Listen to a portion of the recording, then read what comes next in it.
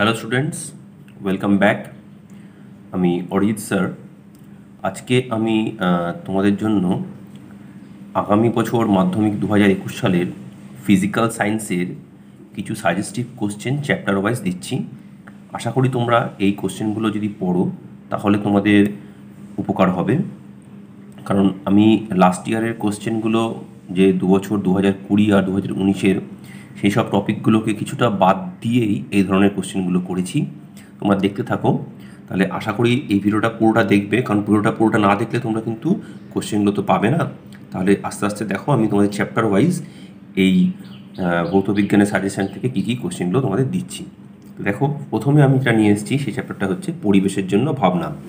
দেখো, পরিবেশের জন্য ভাবনা থেকে আমি মোটামুটিভাবে দেখো এই 4-5টা কোশ্চেন বেছেছি। বিশ্ব উষ্ণায়ন ও গ্রিনহাউস এফেক্ট কী, মেথানোজেনিক ব্যাকটেরিয়ার কাজ কী, মিথেন হাইড্রেট ও কোল্ড বেল্ট মিথেন কীভাবে তার থেকে শক্তি আহরণ করা হয়, মেরুজ্যোতি কী এবং ওজোন স্তরের কাজ কী। এই 5টা কোশ্চেন যদি তোমরা ভালো করে পড়ো, আশা করি পরিবেশের ভাবনা থেকে যে কোশ্চেনগুলো আসে তাতে তোমরা পাবে।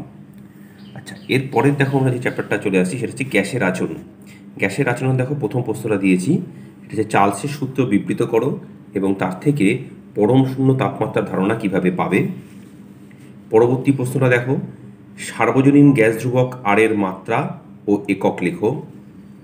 দেখো, তার পরের প্রশ্নটা যেটা দিয়েছি সেটা একটা অঙ্ক, যে 760 মিলিমিটার চাপে ও 0 ডিগ্রি সেন্টিগ্রেড উষ্ণতায় 1.7 গ্রাম কোনো গ্যাস 22.4 লিটার আয়তন অধিকার করলে গ্যাসটির আণবিক গুরুত্ব কত হবে। তারপরের প্রশ্নটা দেখো দিয়েছি, বাস্তব গ্যাসের আদর্শ আচরণ থেকে বিচ্যুতির কারণ কি কি। দেখো, তারপরে যে প্রশ্নটা দেওয়া রয়েছে সেটা হচ্ছে গিয়ে PV versus PV versus PV ইত্যাদি যে লেখচিত্রগুলো, এগুলো অঙ্কন করে দেখাও। দেখো, এর পরের চ্যাপ্টারটা হচ্ছে রাসায়নিক গণনা থেকে। আমরা এখান থেকে কয়েকটা প্রশ্ন বেছে নিয়েছি। দেখে নাও, ভরের নির্ণয় সূত্রটি লেখো এবং দেখাও যে নিচের এই বিক্রিয়াটিতে ভরের নির্ণয় সূত্র মান্য করা হচ্ছে। সেখানে হচ্ছে NaCl plus silver nitrate equal to AgCl plus NaNO3। দেখো, এখানে প্রত্যেকটা মৌলের পারমাণবিক গুরুত্বগুলো দেওয়া হয়েছে, তোমাদের দেখাতে হবে নির্ণয় সূত্র মান্য করা হচ্ছে। তারপরের প্রশ্নটা দেখো আমরা চলে এসেছি, সেটা হচ্ছে দেখো, এই যে কার্বন ডাইঅক্সাইড প্রস্তুতি রিঅ্যাকশন বিক্রিয়াটা দেওয়া আছে, এই উপরের রাসায়নিক সমীকরণ অনুযায়ী 5 মোল কার্বন ডাইঅক্সাইড প্রস্তুত করতে কত গ্রাম ক্যালসিয়াম কার্বনেট প্রয়োজন, এবং তার সঙ্গে সেকেন্ড কোশ্চেন দেওয়া রয়েছে 10 গ্রাম ক্যালসিয়াম কার্বনেট থেকে উৎপন্ন কার্বন ডাইঅক্সাইডের আয়তন কত হবে। এই ধরনের অঙ্কগুলো স্টুডেন্টস এই চ্যাপ্টার থেকে ভালো করে পড়তে হবে, প্র্যাকটিস করতে হবে, তাহলে অঙ্কগুলো তোমরা পারবে। এছাড়া দেখো, একটা থিওরি দিয়েছি, m=2d সম্পর্কটি প্রমাণ করে দেখাও। আচ্ছা, দেখো, এরপর আমরা চলে আসছি তাপের ঘটনাসমূহ। এই চ্যাপ্টার থেকে আমরা বেশ কিছু প্রশ্ন এখান থেকে আলোচনা করব। দেখো, তাপের ঘটনাসমূহ থেকে প্রথম প্রশ্ন দিয়েছি, পরিবাহিত তাপ কোন কোন বিষয়ের উপর নির্ভর করে এবং তা কিভাবে সেটা ব্যাখ্যা করো। পরিবাহিত তাপের কথা বলা হয়েছে। আচ্ছা, এরপর দেখো, তাপ পরিবাহিতাঙ্কের সংজ্ঞা দাও এবং এর SI একক কী সেটা দিতে হবে। তারপরে দেখো দিয়েছি, তাপীয় রোধ বলতে কি বোঝো, এর সঙ্গে তাপের পরিবহন এবং তড়িৎ রোধের সম্পর্ক কি। আচ্ছা, এর পরের প্রশ্ন দিয়েছি যে দ্বিধাতব পাত কিভাবে কাজ করে সেটা দেখাও। দেখো, 5 নম্বর প্রশ্ন দেওয়া রয়েছে, কঠিন পদার্থের দৈর্ঘ্য, ক্ষেত্র ও আয়তন প্রসারণ গুণাঙ্কের মধ্যে সম্পর্ক কি।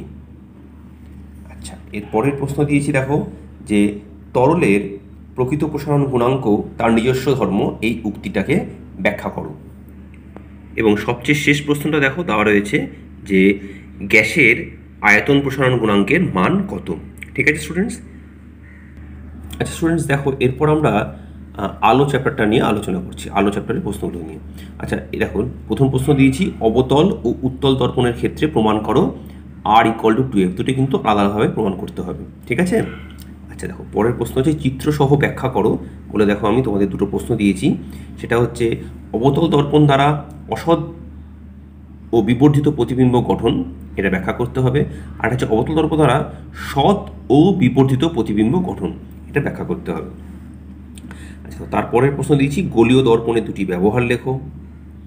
তারপরের প্রশ্ন দেখো যে প্রতিসরণ সংক্রান্ত স্নেলের সূত্রটি লেখো এবং তার সঙ্গে দিয়েছি দেখো আপেক্ষিক ও পরম প্রতিসরাঙ্ক কি। আচ্ছা, এর পরের প্রশ্ন, এটা খুব ভালো প্রশ্ন, ছবি এঁকে ব্যাখ্যা করতে হবে যে উত্তল লেন্সকে বিবর্ধক কাঁচ রূপে ব্যবহার কিভাবে করবে তার চিত্রসহ ব্যাখ্যা করো। আচ্ছা, তার পরবর্তী প্রশ্নটা দেখো যে মানুষের দীর্ঘদৃষ্টি ও হ্রস্বদৃষ্টি সমস্যাটা কি এবং কিভাবে তার সমাধান করা যায়, অর্থাৎ কী ধরনের লেন্স ব্যবহার করলে তার প্রতিকারটা পাওয়া যায়। লাল ফুলকে সবুজ কাঁচের মধ্যে দিয়ে দেখলে কালো দেখায় কেন? আচ্ছা, তারপরের প্রশ্ন যে বিপদ সংকেত হিসেবে আমরা লাল আলোকে ব্যবহার করি কেন? আচ্ছা, তারপরের প্রশ্ন দেখো দিয়েছি দিনের বেলা আকাশকে নীল দেখায় কেন? বিচ্ছুরণ ও বর্ণালীর মধ্যে পার্থক্য কি? আচ্ছা, তাহলে দেখতে পাচ্ছ স্টুডেন্টস, তাহলে তোমাদের আলোর কোশ্চেনগুলো আমি তোমাদের দিয়ে দিলাম। ঠিক আছে, এই প্রত্যেকটা প্রশ্নের উত্তর কিন্তু তোমরা আমার যে বিভিন্ন ভিডিও লিঙ্কগুলো রয়েছে অন্য চ্যাপ্টার, আমি চ্যাপ্টার ধরে ধরে করা আছে, সেখানে গেলেই তোমরা পেয়ে যাবে। দেখো স্টুডেন্টস, এরপর আমরা চলতড়িৎ থেকে প্রশ্ন দিচ্ছি। দেখো 1 নম্বর প্রশ্ন, কুলম্বের সূত্রটি লেখো এবং ব্যাখ্যা করো। 2 নম্বর, ওহমের সূত্রটি লেখো এবং এই সূত্র থেকে রোধের সংজ্ঞা দাও। আর 3 নম্বর প্রশ্ন দেখো স্টুডেন্টস, একটা অঙ্ক দিয়েছি, এটা হচ্ছে 600 কুলম্ব তড়িৎ আধান কোনো পরিবাহীর মধ্যে দিয়ে 1 মিনিট প্রবাহিত হলে সেই পরিবাহীর প্রবাহ মাত্রা কত হবে? দেখো পরবর্তী 4 নম্বর প্রশ্ন, ইএমএফ এবং কোষের আভ্যন্তরীণ বিভব পতনের অর্থাৎ নষ্ট ভোল্টের মধ্যে সম্পর্ক কি? কোষের তড়িৎচালক বলের সংজ্ঞা দাও। 6 নম্বর প্রশ্ন দেখো, একটা অঙ্ক দিয়েছি, খুব ভালো করে দেখো ছবিটা দেখে নিয়ে দেখো তোমাদেরকে এখানে বলতে হবে যে এই চিত্রে এ ও সি রোধের মধ্যে দিয়ে কত তড়িৎ প্রবাহিত হচ্ছে, ভালো করে ছবিটা দেখে নিতে হবে। দেখো 7 নম্বর প্রশ্ন দিয়েছি, তড়িৎ প্রবাহে তাপীয় ফল সংক্রান্ত জুলের সূত্রগুলি লেখো। এই প্রত্যেকটা প্রশ্ন কিন্তু আমি বিভিন্ন রকমভাবে সুন্দর করে কালেকশন করেছি, যেগুলো কিন্তু তোমাদের বছর আসতে পারে, ভালো করে দেখবে এবং প্রত্যেকটা প্রশ্ন পড়বে। ফিউজ তারের কার্যাবলী লেখো। 9 নম্বর প্রশ্ন, 1 বিওটি এককের সংজ্ঞা দাও। 1 বিওটি সমান কত কিলোওয়াট ঘন্টা? দেখো তারপর একটা অঙ্ক দিয়েছি, দেখো যে 220 ভোল্ট 60 ওয়াট বাতি 5 ঘন্টা করে 10 দিন জ্বালানো হলে প্রতি ইউনিটে যদি 6 টাকা করে দিতে হয়, তাহলে মোট কত টাকা দিতে হবে? ঠিক আছে, 10 দিনের জন্য। দেখো তারপরের প্রশ্ন, সিএফএল ও এলইডি এর মধ্যে মূল পার্থক্য কি, এটা জানতে চাওয়া হয়েছে। তারপরে বলেছি যে অ্যাম্পিয়ারের সন্তরণ নিয়মটি লেখো। অ্যাম্পিয়ারের সন্তরণ নিয়ম। তারপর দেখো বৈদ্যুতিক মোটরের কম্যুটেটর ও ব্রাশ এর কাজ কি, আর মোটরের শক্তি কীভাবে বৃদ্ধি করা যায়। তারপরের প্রশ্ন, তড়িৎ চুম্বকীয় আবেশ সংক্রান্ত ফ্যারাডের সূত্র দুটি লেখো। তারপর শক্তি নিত্যতার সূত্র হিসেবে লেঞ্জের সূত্রটি লেখো। এই যে এসি ডায়নামো যে নিয়ম অনুযায়ী কাজ করে সেই নিয়মটি লেখো। লাইভ তার ও নিউট্রাল তার, আর্থিং তার, এরা আন্তর্জাতিক কোড অনুযায়ী তাদের বর্ণ কী, মানে বর্তমান বর্ণটা, এবং এদের কাজ লেখো, প্রত্যেকটা তারের কাজ লেখো। এবং দেখো 18 নম্বর প্রশ্ন দিয়েছি, সকেট ও মেন সুইচ কি। এটা একটা বড় চ্যাপ্টার, এখান থেকে কিন্তু অনেক কোশ্চেনই আসতে পারে। দেখো স্টুডেন্টস, এরপর আমরা আসছি পরমাণু নিউক্লিয়াস চ্যাপ্টারটাতে। দেখো এখানে একটা ছোট্ট কনভার্সন দিয়েছি, এখান থেকে যে একটা আলফা কণা নির্গত হলে এই যে এ এবং জেড এদের মানটা কত হবে। তারপরের প্রশ্ন দেখো, আলফা বিটা এবং গামা রশ্মির ভর কত এবং এদের গতিবেগের তুলনা করো। তারপরের প্রশ্ন, নিউক্লিয়ার বিভাজন ও নিউক্লিয় সংযোজনের সমীকরণ দাও, অর্থাৎ এই দুটো বিক্রিয়ার সমীকরণ দিতে হবে। তারপরের প্রশ্ন, ভর বিচ্যুতি বা ভর ত্রুটি কাকে বলে। তারপর তেজস্ক্রিয়তার দুটি ব্যবহার লেখো। এই যে মোটামুটিভাবে দেখো এই যে 5টা কোশ্চেন আমি দিলাম, এটা পরমাণু নিউক্লিয়াস চ্যাপ্টার থেকে। আচ্ছা, এরপর আমি তোমাদের দিচ্ছি হচ্ছে পর্যায় সারণী ও মৌলদের ধর্মের পর্যাবৃত্ততা, এই অংশটা থেকে। আচ্ছা দেখো প্রথম প্রশ্ন দিচ্ছি, সেটা হচ্ছে মেন্ডেলিফের পর্যায় সারণীর ত্রুটিগুলি লেখো। তারপরের প্রশ্ন দেখো দিয়েছি, এখানে বেশ কয়েকটা ভালো প্রশ্ন। দেখো এই যে বিআরসিএল, আই এবং এফ এদের তড়িৎ ঋণাত্মকতা ঊর্ধ্বে সাজাও। তারপর দেখো সোডিয়াম, সিলিকন, ফসফরাস, ক্লোরিন এদেরকে বিজারণ ক্ষমতার ঊর্ধ্বক্রমে সাজাও। মানে কোশ্চেনটা মোটামুটি এই ধরনের আসবে, তোমরা বুঝে নেবে। এটা তো অতক্রমও দিতে পারে বা এটা হয়তো একটু চেঞ্জ করে দিতে পারে। সুতরাং এই ধরনের প্রশ্নগুলোকে পড়ার চেষ্টা করবে। এক্স্যাক্টলি কোশ্চেন কখনো তুলে এভাবে আসবে না, একটু এদের উপরে আসবে। আচ্ছা, পর্যায় সারণীতে হাইড্রোজেনের অবস্থান আলোচনা করো। দীর্ঘ পর্যায় সারণীতে তৃতীয় ও পঞ্চম পর্যায়ে কয়টি মৌল আছে? অক্সিজেন, কার্বন, ফ্লুরিন, লিথিয়াম বড় থেকে ছোট আকার অনুযায়ী সাজাও। তাহলে এই কটা কোশ্চেন মোটামুটি পড়লে তোমাদের এই পর্যায় সারণীর যে চ্যাপ্টারটা তার থেকে কোশ্চেনগুলো পড়া হয়ে গেল। আচ্ছা, এরপর আমরা আসছি দেখো আয়নীয় এবং সমযোজী বন্ধন থেকে কিছু কোশ্চেন দিচ্ছি। দেখো, নিম্নলিখিত যৌগগুলোর মধ্যে কোনটি আয়নীয় এবং কোনটি সমযোজী তা বেছে নিয়ে ইলেকট্রন ডট করে দেখাও। দেখো এখানে আমি কয়েকটা দেখিয়েছি, কয়েকটা যৌগ দেখানো আছে, এই যৌগগুলো তোমরা পড়বে। আমার ভিডিও লিঙ্কগুলোতে তোমরা গেলে কিন্তু প্রত্যেকটার এই কোশ্চেন উত্তর ভালো করে পেয়ে যাবে তোমরা। একটি ত্রিবন্ধনযুক্ত যৌগ ও মৌলের নাম লেখো। ইথিলিনের গঠনাকৃতি অঙ্কন করে তার দ্বিবন্ধনটি নির্দেশ করে দেখাও। মানে কোথায় দ্বিবন্ধনটা রয়েছে সেটাকে অ্যারো মার্ক করে দেখাতে হবে। তাহলে এই যে প্রশ্নগুলো দেখলাম, দেখো মোটামুটিভাবে এই ধরনের প্রশ্নগুলো আয়নীয় সমযোজী বন্ধন থেকে আসতে পারে। আচ্ছা দেখো স্টুডেন্টস, এরপর আমরা তড়িৎ প্রবাহ ও রাসায়নিক বিক্রিয়া সংক্রান্ত চ্যাপ্টারটা থেকে আমরা কোশ্চেনগুলো আলোচনা করছি। দেখো এখানে প্রথম প্রশ্নটা দিয়েছি, লঘু ও গাঢ় NaCl এর তড়িৎ বিশ্লেষণে ক্যাথোড ও অ্যানোডে কী কী পদার্থ উৎপন্ন হয়? অ্যালুমিনিয়াম ধাতু নিষ্কাশনের সময় তড়িৎ বিশ্লেষ্য হিসেবে কী কী যৌগ ব্যবহৃত হয় এবং কেন? সোনা ও রূপোর তড়িৎ লেপন করতে কোন কোন তড়িৎ বিশ্লেষ্য ব্যবহৃত হয়? তড়িৎ লেপন কাকে বলে? লোহার উপর নিকেলের তড়িৎ লেপন করতে ক্যাথোড ও অ্যানোডে তড়িৎ বিশ্লেষ্য কী কী নিতে হবে? মানে ক্যাথোড, অ্যানোড এবং তড়িৎ বিশ্লেষ্য কী কী নিতে হবে? দেখো, কপার দণ্ড ব্যবহার করে কপার সালফেটে তড়িৎ বিশ্লেষণ করলে ক্যাথোড ও অ্যানোড বিক্রিয়াটি লেখো।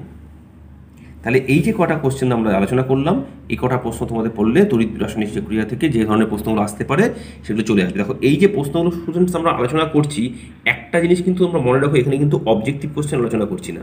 তার জন্য তোমাদের টেস্ট পেপার সলভ আমি দিচ্ছি, বিভিন্ন জায়গায় তোমরা টেস্ট পেপার সলভগুলো আমার দেখো, সেখানে কিন্তু পাবে। ঠিক আছে? আচ্ছা, এগুলো হচ্ছে মোটামুটি 2 নম্বর 3 নম্বরের প্রশ্নগুলোর জন্য, একটু বড় প্রশ্ন যেগুলো, তার জন্যই সাজেশনটা দেওয়া হচ্ছে। আচ্ছা, অজৈব রসায়ন থেকে দেখো আমরা কয়েকটা প্রশ্ন তুলেছি। দেখো এখানে তোমার চ্যাপ্টারটা অনেক বড় চ্যাপ্টার, এখান থেকে কিছু ভালো প্রশ্ন বেছে বেছে তুলেছি। দেখো, সালফিউরিক অ্যাসিডের স্পর্শ পদ্ধতিতে শিল্প প্রস্তুতির বিক্রিয়া নীতি লেখো। তারপর দেখো, নাইট্রিক অ্যাসিডের অসওয়াল্ড পদ্ধতিতে শিল্প প্রস্তুতির বিক্রিয়া ও নীতি লেখো। H2S গ্যাসকে শনাক্ত করতে ও বিজারণ ধর্মের বিক্রিয়াগুলি লেখো। দেখো, Pb+2 ক্যাডমিয়াম+2 শনাক্ত করতে H2S কীভাবে ব্যবহৃত হয় তা লেখো। ইউরিয়ার শিল্প প্রস্তুতি ও নীতি ও সমীকরণ লেখো। হেবার পদ্ধতিতে অ্যামোনিয়ার শিল্পোৎপাদনের নীতিটি লেখো। নীতি মানে সবকটা নীতি লিখতে হবে। তারপর দেখো, অ্যামোনিয়া ও H2Sকে শুষ্ক করতে কী কী ব্যবহার করা হয়। তারপর দেখো, অ্যামোনিয়ার বিজারণ ধর্মের বিক্রিয়া দাও। আচ্ছা, 7 নম্বর প্রশ্ন, সেটা হচ্ছে অ্যামোনিয়া ও H2Sকে শুষ্ক করতে কী কী ব্যবহার করা হয়। আচ্ছা, 8 নম্বর, অ্যামোনিয়ার বিজারণ ধর্মের বিক্রিয়া দাও। দেখো 9 নম্বর প্রশ্ন দিয়েছি, অ্যামোনিয়াকে শুষ্ক করতে গাঢ় H2SO4 ও P2O5 এবং অনার্দ্র ক্যালসিয়াম ক্লোরাইড ব্যবহার করা হয় না কেন? দেখো এরপর আছে 10 নম্বর প্রশ্ন, H2Sকে শুষ্ক করতে CaO বা ক্যালসিয়াম অক্সাইড ব্যবহার করা হয় না কেন? দেখো তার সঙ্গে 11 নম্বর প্রশ্ন, লাইকার অ্যামোনিয়া কি? আচ্ছা, তারপর 12 নম্বর প্রশ্ন, পরীক্ষাগারে নাইট্রোজেন প্রস্তুতে সরাসরি অ্যামোনিয়াম নাইট্রাইটকে কেন উত্তপ্ত করা হয় না? এবং সবচেয়ে শেষ প্রশ্ন দিয়েছি অজৈব রসায়ন থেকে, সেটা হচ্ছে নাইট্রোলিন কি এবং এটাকে উৎপন্ন করার জন্য বিক্রিয়া ও তার সমীকরণটা দাও। আচ্ছা স্টুডেন্টস, দেখো এরপর আমরা চলে এসেছি ধাতুবিদ্যা চ্যাপ্টারটাতে। ঠিক আছে? দেখো এখান থেকে প্রশ্নগুলো আলোচনা করছি আমরা। দেখো সে হচ্ছে কি, প্রথম কার্বনের পরিমাণ অনুযায়ী লোহার ভাগগুলো লেখো এবং তাদের ব্যবহারগুলো লেখো। মানে কার্বনের পরিমাণ অনুযায়ী কত রকম ধরনের লোহা হয় সেগুলো তোমরা লিখতে হবে। এরপর দেখো, লোহা, তামা, দস্তা, অ্যালুমিনিয়ামের 2টি করে সংকর ধাতুর নাম এবং তাদের ব্যবহার লেখো। কার্বন বিজারণ দ্বারা কোন কোন ধাতু নিষ্কাশন করা যায় এবং কোন কোন ধাতু নিষ্কাশন করা যায় না এই কার্বন বিজারণ দ্বারা, তার একটা উদাহরণ চাওয়া হয়েছে। আচ্ছা, এরপর দেখো ক্লোরাইড যের উপস্থিতিতে মানে Cl মাইনাসের উপস্থিতিতে মরিচা দ্রুত পড়ে, এই উক্তিটা ব্যাখ্যা করো। তারপরের প্রশ্ন দেখো দিয়েছি যে অ্যালুমিনিয়াম নিষ্কাশনের জন্য তড়িৎ বিশ্লেষণে ক্যাথোড ও অ্যানোড বিক্রিয়াটা লেখো। আচ্ছা, এই গেল আমাদের মোটামুটিভাবে এই কটা ধাতুবিদ্যা থেকে প্রশ্ন। আচ্ছা, এরপর আমরা সবচেয়ে শেষ চ্যাপ্টারটায় চলে আসছি, দেখো জৈব রসায়ন। আচ্ছা দেখো, জৈব রসায়নে আমি প্রথমে দেখো কয়েকটা ভালো করে দেখে নাও, এই 4টে IUPAC নাম লিখতে দিচ্ছি, তোমরা IUPAC নাম জানো, ঠিক আছে? তা সেখানে তোমাদের আমি এটা বলেও দিচ্ছি, দেখো এটার নাম হচ্ছে গিয়ে 2 প্রোপানল, ঠিক আছে? এটা 2 প্রোপানল লিখতে পারো, যেহেতু 3টে কার্বন আছে। এটা হচ্ছে প্রোপিন, এবং এটা হচ্ছে প্রোপানেল, এবং এটা হচ্ছে প্রোপানন। তোমরা এই ধরনের বেশ কিছু IUPAC প্র্যাকটিস করবে, যে এই 4টেই এক্স্যাক্টলি আসবে তা তো নয়, IUPAC তোমরা প্র্যাকটিস করবে, আমি এটাই বলতে চেয়েছি। এই ধরনের ব্যাপারটা তোমরা এখানে মাথায় রেখো যে IUPAC নামকরণ আসতে পারে, আমরা 2-1টা প্র্যাকটিস করব। আচ্ছা দেখো, এবার দিয়েছি আমি তোমাদের, দেখো 2 নম্বর প্রশ্নে, সেটা হচ্ছে 2 কার্বন বিশিষ্ট অ্যালকিন ও অ্যালকাইন দুটির নাম লেখো। আচ্ছা, নাম বলতে তোমরা IUPAC নামও লিখতে পারো যদি শুধু নাম বলে, আবার তোমরা নর্মাল নামও লিখতে পারো। মানে এক্ষেত্রে তোমরা এটাকে ইথিলিন, বা তোমরা যদি এখানে মনে করো যে তোমরা লিখবে ইথিন, সেটাও লিখতে পারো। এখানে তোমরা যদি অ্যাসিটিলিন লিখতে পারো বা ইথাইনও লিখতে পারো, যা ইচ্ছা লিখতে পারো, শুধু নাম। যদি IUPAC উল্লেখ করে তাহলে কিন্তু অবশ্যই IUPAC নাম লিখতে হবে। আচ্ছা, মিথেনের সঙ্গে সূর্যালোকের উপস্থিতিতে ক্লোরিনের বিক্রিয়া লেখো। টানা যে সবকটা বিক্রিয়া আছে সবকটা লিখতে হবে। আচ্ছা, এরপর দেখো আমরা যে প্রশ্নটা আসছি, সেটা হচ্ছে রেকটিফাইড স্পিরিট ও ডিনেচার্ড স্পিরিট কি? আচ্ছা, তারপরের প্রশ্ন দেখো, মিথানল ও ইথানলের ক্ষতিকারক প্রভাব উল্লেখ করো। তারপরের প্রশ্ন হচ্ছে পরিবেশ বান্ধব 2টি জৈব পলিমার ও 2টি জৈব অভঙ্গুর পলিমারের নাম লেখো। মানে 2টি জৈব পলিমার যারা ভঙ্গুর, আর অভঙ্গ যারা জৈব পলিমার না, তারা পরিবেশ বান্ধব নয়।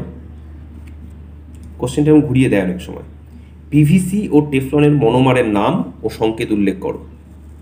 আচ্ছা, তারপরের প্রশ্ন দেখো স্টুডেন্টস, এটা লাস্ট প্রশ্ন আমার, একদম খুব ভালো করে খেয়াল করে দেখো। এখানে একটা আমি কনভার্সন টাইপের দেখিয়েছি। এগুলো দেখো, এখানে এই যে ইথিলিনকে নিকেল হাইড্রোজেন দেখো এই ক্ষেত্রে B, C, তোমরা খুব ভালো করে দেখে নাও। এখানে D, এবং এটার ক্ষেত্রে দেখো E উৎপন্ন হচ্ছে। এই ABCD কে শনাক্ত করো। শনাক্ত করার অর্থ হচ্ছে তোমাকে ABCDE এর নাম লিখতে হবে। ঠিক আছে স্টুডেন্টস, তাহলে আশা করি তোমাদেরকে আমি মোটামুটি সব চ্যাপ্টার থেকেই ভালো ভালো করে কোশ্চেনগুলো দিয়ে দিলাম। তোমাদের আশা করি ভিডিওটা ভালো লেগে থাকবে। তোমরা অবশ্যই আমার চ্যানেলটা সাবস্ক্রাইব করো, কারণ তা না হলে তোমরা চ্যাপ্টার ওয়াইজ এই যে আমি যে প্রশ্নোত্তরগুলো আলোচনা করি, তোমরা সেগুলো পাবে না। সেগুলো পেতে গেলে তোমার চ্যানেলটা সাবস্ক্রাইব করে নিও, এবং আমার লাইক ও কমেন্টস দিও, এবং কেমন লাগলো আমাকে কিন্তু জানিও, এবং কোনো প্রশ্ন যদি তোমাদের সমস্যা থাকে আমাকে লিখে জানিও, আমি তাহলে সেটা তোমাদের সঙ্গে আলোচনা করব। ঠিক আছে, সবাই ভালো থেকো।